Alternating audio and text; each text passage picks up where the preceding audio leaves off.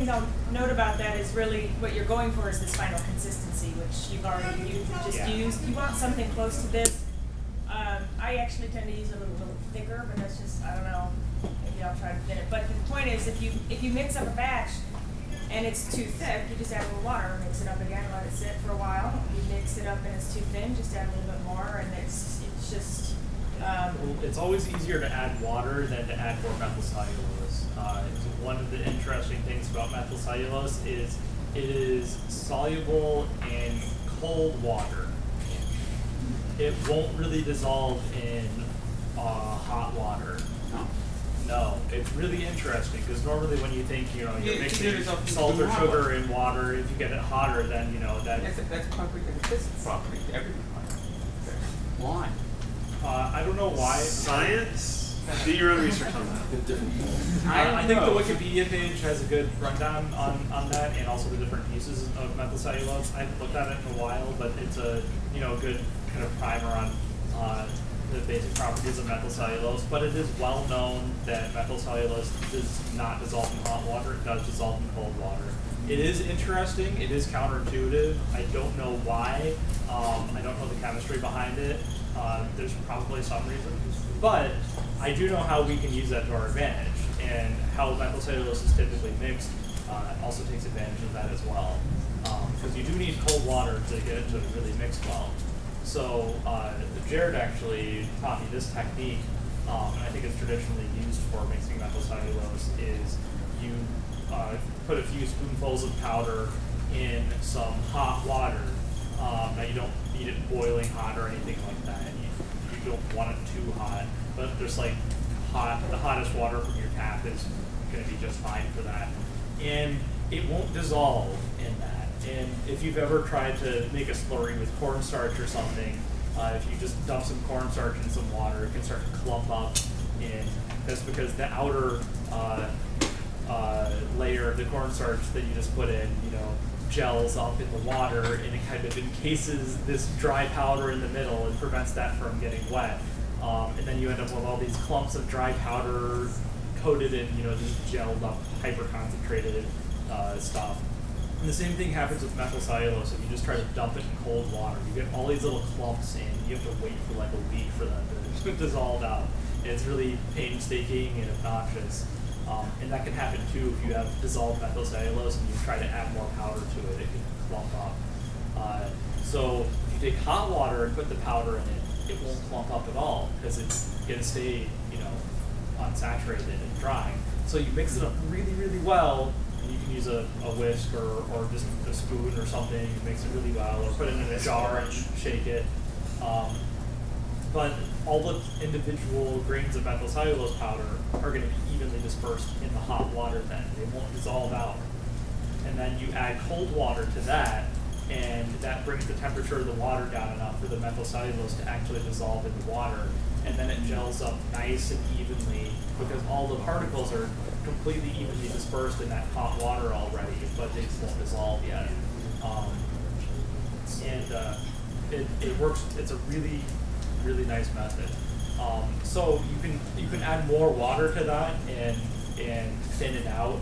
And what a lot of people will do is make a super concentrated methyl cellulose solution that's just super goopy and gloppy and unusable. And they'll take a little bit out when they need it, add water to dilute it, mix it up, and get it to a nice consistency. Yeah, like Robert does that. It's like a stick of yellow.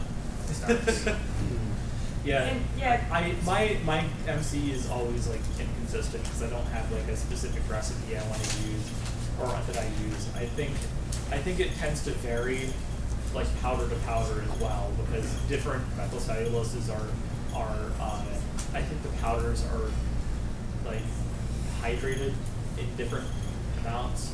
Different lengths of the long chains of sugar. That makes sense. Yeah. Okay. So everybody starts out mixing it with hot water to get started, and then add cold water to it. That's the ideal way to do it. I just use cold water and put it in the refrigerator overnight. Overnight? And that's enough?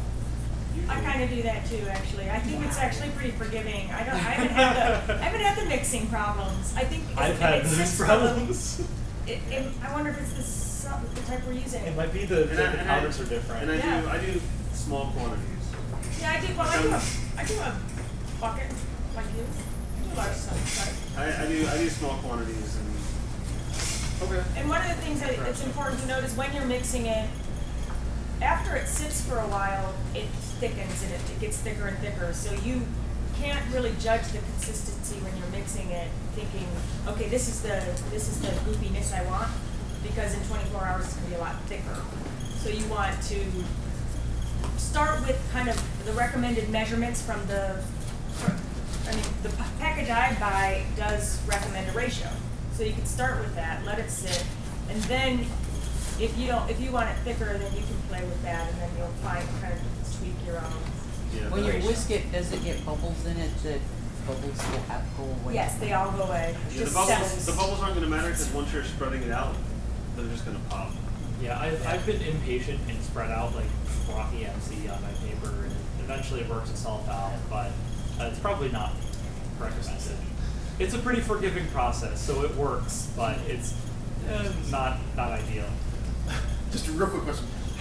What's like the minimum level amount of time you'd say, good, useful minimum, for waiting before you have a good idea of how goopy it's going to be, so that then you can judge whether or not you need to fool it? 20 minutes.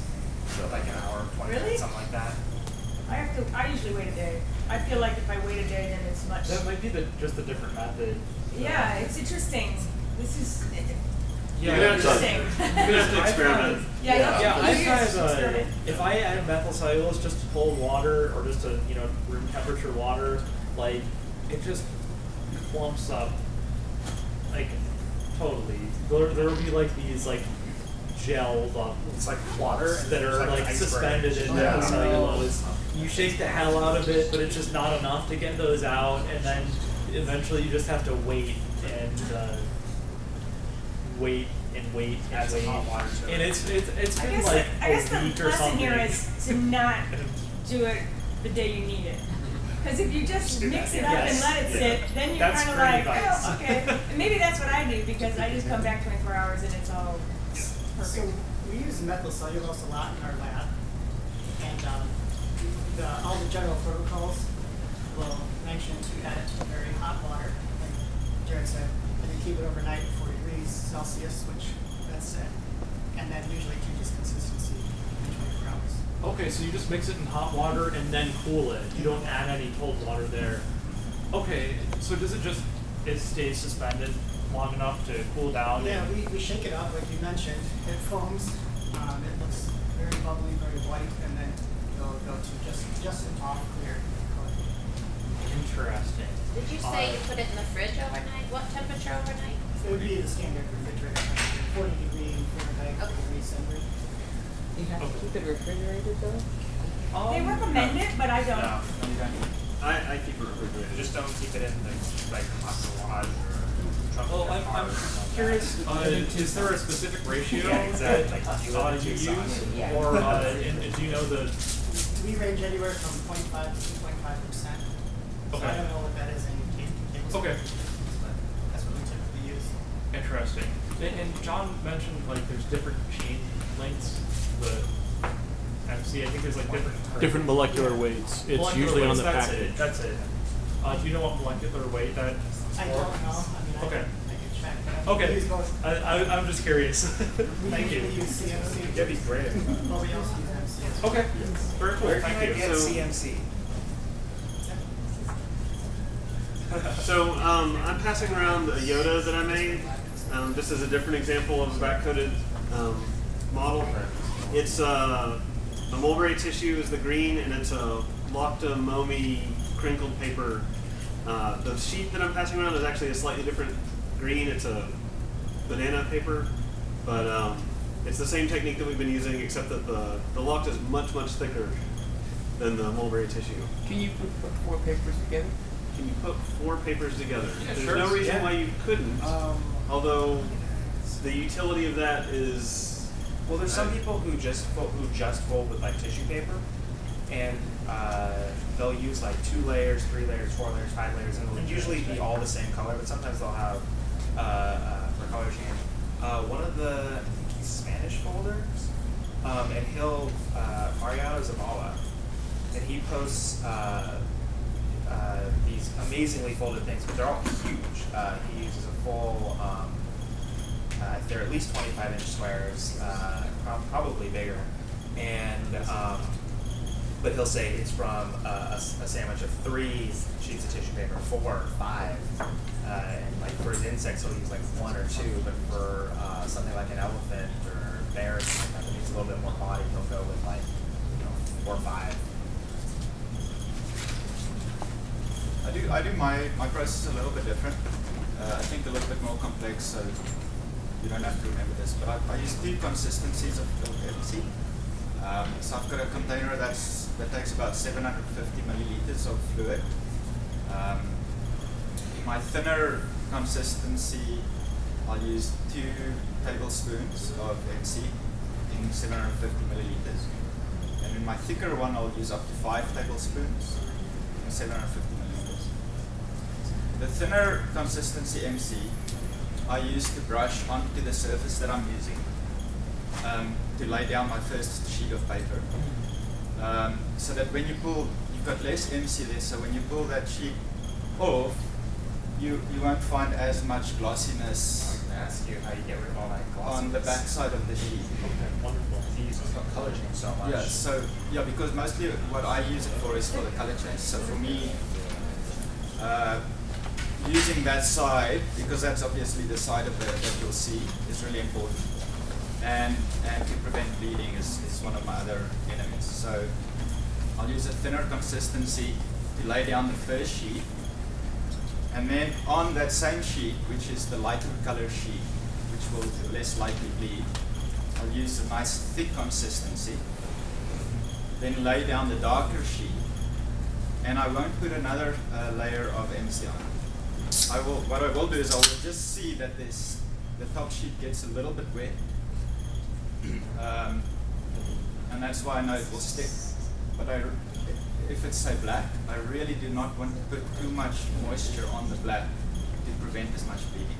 So I use 2 consistencies of MC. One is less than what we talked about. One is maybe a little bit thicker, just for that extra glue. But then I don't use another layer. Generally, I don't use another layer painted on the top sheet that I lay down. Do you use a brush or a rolling pin? And I think the brush, you don't have to buy an expensive brush, but it's really irritating if you start brushing and some of the hair comes off the brush, and then trying to get that off. So a brush like this is perfect. I think mine's maybe not even that wide, but a wider brush will give you a more even distribution of the MC as opposed to a narrow brush. Can you use a rolling pin? Like a rolling cooking rolling pin, or like a Rolling The thing with that is it's easy to stick in the jar. I wouldn't brush it on. What happens is it basically rolls up, the paper starts sticking to it, starts rolling up. I tried using a rolling paintbrush or the foam rollers once or twice, and it was just not really.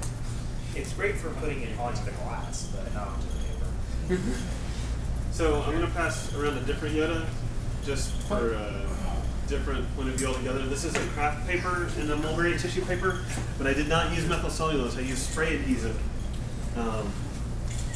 because craft paper like that doesn't deal well with water in my experience.